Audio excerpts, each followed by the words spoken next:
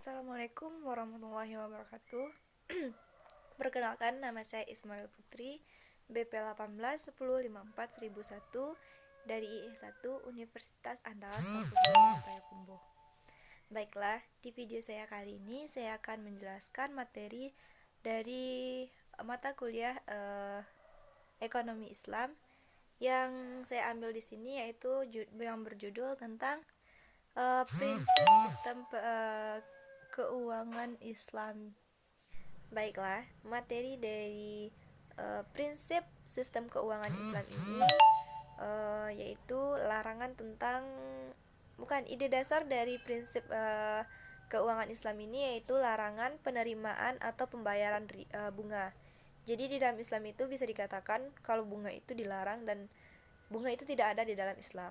Nah, untuk literaturnya berdasarkan petunjuk dari Allah Subhanahu wa taala, sistem keuangan ini memiliki beberapa prinsip. Yang pertama yaitu uang sebagai modal potensial, yang kedua larangan kepentingan, yang ketiga itu berbagi risiko, dan yang terakhir itu kesucian kontrak.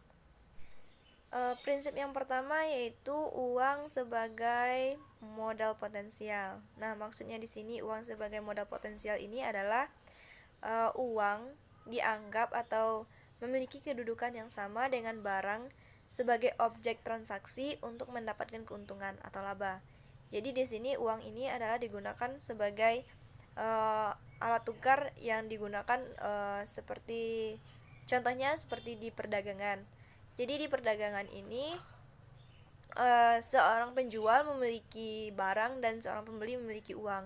Jadi mereka melakukan transaksi dengan menukar uang dengan barang tersebut.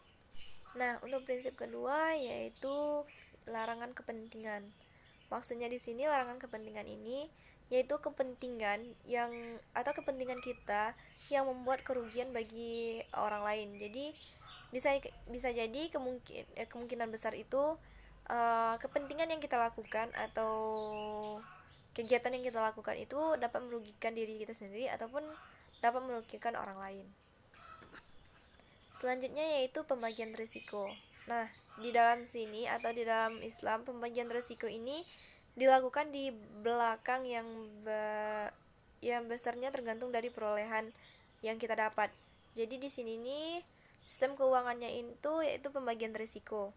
Jadi bisa dikatakan kalau di dalam Islam ini pembagian risiko ini bisa dikatakan ketika mereka untung, di terakhirnya mereka akan melakukan pembagian hasil, sedangkan jika mereka rugi, jadi mereka tuh mengalami kerugian yang sama juga ya.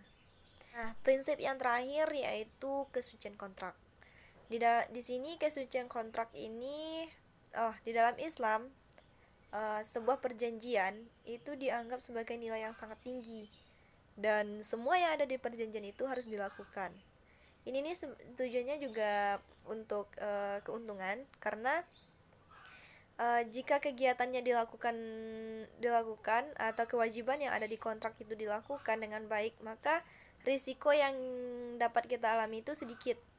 Nah, untuk itu di sini risikonya itu bisa informasi atas informasi yang asimetri, dan itu tuh juga bisa ditimbulkan juga oleh moral hazard. Jadi di sini nih untuk kesucian kontrak itu di dalam Islam itu semua perjanjian atau semua yang ada di dalam kontrak itu harus dilaksanakan. Itu sebagai kewajiban kita. Nah, hanya itu yang dapat saya sampaikan, dan mohon maaf jika ada kata-kata saya yang salah, dan jika ada yang salah saya mohon diperbaiki. Assalamualaikum warahmatullahi wabarakatuh.